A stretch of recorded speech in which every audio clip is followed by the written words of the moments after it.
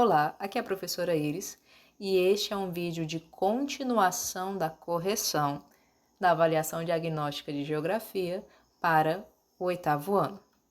A gente parou na questão 7. A industrialização é um dos principais agentes de transformação do meio e de construção das bases da sociedade. Comente sobre os principais efeitos deste processo sobre o espaço geográfico brasileiro. Até o início do século XX, o Brasil ainda não tinha se industrializado. Mas a partir da década de 30 do século passado, o Brasil passou a intensificar o seu processo de industrialização.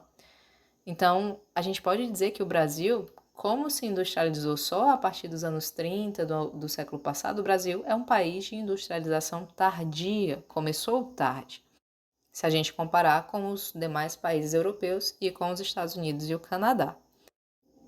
A gente pode dizer, meninos, que a atividade industrial ela é um dos principais agentes de produção e transformação do espaço geográfico, sim.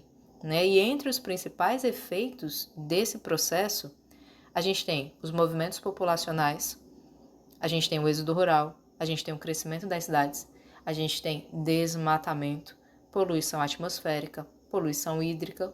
Todos esses aspectos são efeitos da industrialização sobre o espaço geográfico do Brasil. Então, uma provável resposta que vocês poderiam dar: a industrialização altera de forma drástica o espaço geográfico. Entre os efeitos desse processo, pode-se destacar a sua interferência nos tipos de produção no meio urbano e também no meio rural. Pode-se destacar os movimentos populacionais, o êxodo rural e o crescimento das cidades, desmatamento, poluição sonora, poluição hídrica, dentre outros aspectos. Vamos para a questão 2. Região é uma palavra que vem do latim regio, regiones, que quer dizer direção ou linha reta. Originalmente, região é um conceito de síntese da geografia e significa uma grande extensão de terreno. É uma área delimitada, demarcada e estabelecida.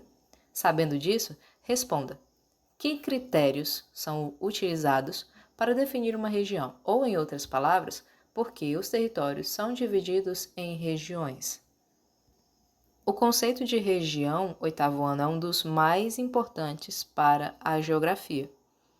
E de uma forma bem simplista, né, bem superficial, a gente pode dizer que região é uma porção da superfície que é designada pelas suas características, pelas características que lhe são próprias. O que isso quer dizer? Que a região é uma área do espaço que foi dividida obedecendo a critérios específicos.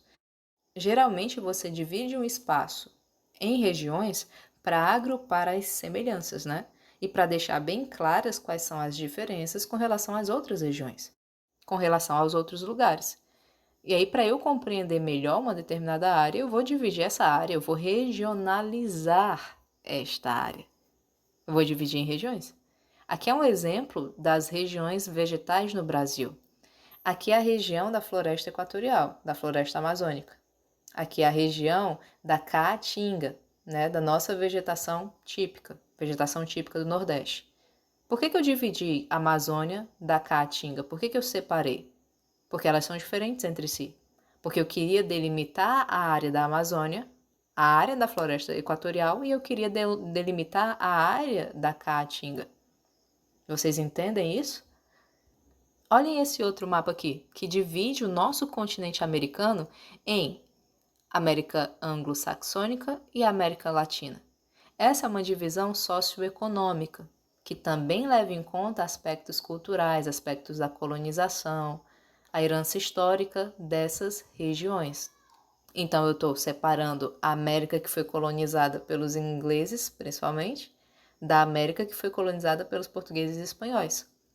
Por que eu estou dividindo essas regiões? Porque elas são diferentes entre si. Porque eu quero delimitar essas áreas para poder entendê-las melhor. Então, uma possível resposta que vocês poderiam dar: regionalizar é dividir ou classificar o espaço geográfico a partir de critérios específicos. É importante regionalizar o espaço geográfico para que possamos compreender de forma mais adequada as suas muitas especificidades.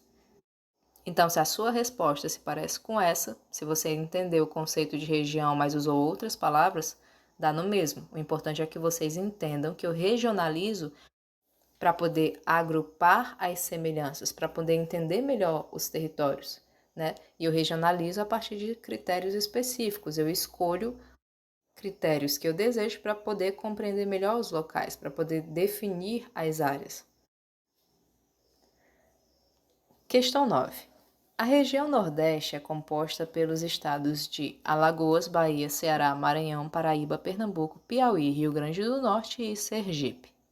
Devemos romper com o paradigma de que o Nordeste brasileiro é um lugar de seca, de fome e miséria, e sim saber analisar essa região tão rica em belezas naturais e diversidade cultural.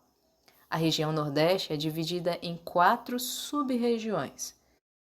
Observe o mapa abaixo e relacione cada número com a respectiva sub-região nordestina a que ele se refere. A nossa região Nordeste, meninos, ela é uma das 5 regiões brasileiras definidas pelo IBGE, certo? É formada por 9 estados litorâneos e o litoral do Nordeste, inclusive, foi a primeira área a ser ocupada e a ser explorada economicamente pelos portugueses, né? Então, foi a primeira área de produção do espaço geográfico no Brasil. Já que os portugueses chegaram aqui pelo litoral, né, pelo litoral nordestino, e aqui se fixaram e depois adentraram para o interior do continente. E o Nordeste, meninos, ele é regionalizado ou ele é subdividido em 4 sub-regiões. São elas: número 1, a sub-região Meio Norte; número 2, a sub-região Sertão; número 3, a sub-região Agreste; e número 4, a sub-região Zona da Mata. Nesse outro mapa aqui colorido, vocês podem identificar, né? Com muita facilidade. Aqui está o Meio Norte, aqui está o Sertão, o Agreste nordestino e a Zona da Mata, que é a sub-região do litoral, certo? Então a resposta correta é essa: Meio Norte, Sertão, Agreste e Zona da Mata. Questão 10. Observe a tirinha a seguir de Maurício de Souza. Nela, apresenta-se uma crítica à noção de progresso. Interprete a tirinha e identifique que crítica é essa. Vamos ler a tirinha. Ei, Cava, você sabia que os caraíbas chamam Jaci de lua e a M-boi de cobra? E aquilo, Papa Capim? Como os caraíbas chamam aquilo? Progresso. Como é que a gente pode interpretar essa tirinha? O que a gente pode inferir? O que a gente pode entender a partir dela? Não é segredo para ninguém, oitavo ano, que o Brasil é um dos países que mais desmatam no mundo. Atualmente, o Brasil, que é um dos países de maior biodiversidade do planeta, ele registra recordes de desmatamento. Só que apesar disso, meninos, olhem que coisa bizarra. Aumentaram os números de desmatamento no Brasil, mas as multas diminuíram.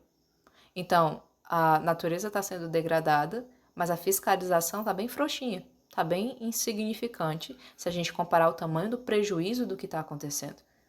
O que eu estou querendo dizer? As ilegalidades no Brasil, né, os crimes contra a natureza, os crimes ambientais, eles são cada vez mais acobertados neste país. E quem está acobertando? Os governos que deveriam fiscalizar. Quem está acobertando? Quem tem o papel de proteger. Quem tem o papel de proteger é quem está lavando as mãos e está deixando a coisa correr solta. E aí o desmatamento só aumenta. A tirinha do Maurício de Souza, meninos, ela faz uma relação entre o desmatamento e o falso progresso, né? E a ideia de que se eu degradar a natureza para lucrar com isso, isso não vai ter problema. Na verdade, vai gerar um efeito dominó, isso vai prejudicar o desenvolvimento sustentável, isso vai colocar em risco as gerações futuras. E a herança que a gente vai deixar para elas é o quê? De destruição? As atividades humanas, as atividades antrópicas do oitavo ano, geram profundas alterações no meio ambiente. Elas poluem o ar, elas colocam em risco a biodiversidade das florestas. Então, uma possível resposta que vocês poderiam dar para essa questão: a tirinha faz uma crítica ao falso progresso, que ameaça a natureza, põe em risco a biodiversidade, impede o desenvolvimento sustentável e que está a favor, o falso progresso está a favor do enriquecimento de grandes empresas, está a favor de governos e de indivíduos mal intencionados. Então, se você olhou para essa tirinha e entendeu isso, né, e entendeu que existe essa falsa noção de progresso no nosso país hoje, né, você está no caminho certo. Você está caminhando com consciência ambiental. Se você ficou indignado, melhor ainda, porque se a gente não fica indignado, a gente não muda nada. A gente não estuda, a gente não procura combater, a gente não faz a nossa parte. Então, a nossa parte começa, meninos, em entender o problema. E para entender, eu preciso estudar. Né? Eu preciso ler, eu preciso me informar, eu preciso de notícias e eu preciso de fontes confiáveis, não de fake news, não de conversa de WhatsApp. A gente tem que estudar, a gente precisa levantar a bandeira do meio ambiente. E isso é para ontem, na verdade isso é para décadas atrás, né? Cada um tem que fazer a sua parte porque esse planeta é de todo mundo.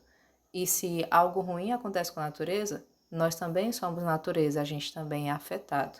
Então fica aqui o convite para que vocês possam se tornar mesmo defensores ambientais, porque isso é uma necessidade muito grande dos nossos tempos, principalmente no nosso país. Obrigada pela atenção de todos, oitavo ano. Eu espero que vocês tenham acertado muitas questões. Estudem e até a próxima!